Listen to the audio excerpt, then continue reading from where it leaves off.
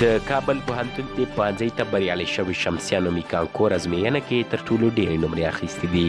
سلام وختونه بخیر. لوړ زده کړو وزارت د روان کال د کانکور ازموینې پایلې اعلان کړې.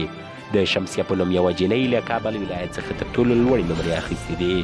نوموړې د کابل پوهنتون د پوهنځي انتخاب کړې وه او لاندې ورته موندلې ده. تېر کال هم یوې جینۍ کانکور ازموینه کې تر ټولو لوړې نمرې اخیستې وې. له شمسیه وروسته لاندې زده کوونکي په لوړو نمبرو سره بریالي شوي دي. کابل نعمت الله محفوظ الله زوی 353.133 نمرو سره وکولی شول چې د کابل طب پوهنځي ته لار پیدا کړي. محمد مجتبی د خادم حسین زوی ولایت کابل 350.1 نمرې چې په دې سره یې وکولی شول د کابل پوهنځي ته لار پیدا کړي او د کانکور په ازموینه کې د لوړ نمرو اخیستونکو سره دریم ځای خپل کړي. بدخشان توریالی د سید کریم زوی نمرې 390.8 د کابل طب پوهنځي ته یې لار موندلې ده.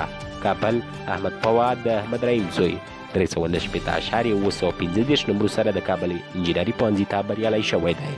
خور زین العابدین د بدر زوی له 348.501 نمرو سره د هرات طب پوهنځي ته لار موندلې ده. کابل احمد وسیق د احمد قاسم زوی له 348.316 نمرو سره وکولی شول چې د کابل طب پوهنځي ته لار پیدا کړي. کابل نصیحه د رحیم داد لور له 348.301 نمرو سره وکولی شول چې د کابل طب پوهنځي ته لار پیدا کړي. غور وسیق د خیر محمد زوی له 348.116 نمرو سره د کابل کمپیوټر ساینس پوهنځي ته بریالی شوی دی.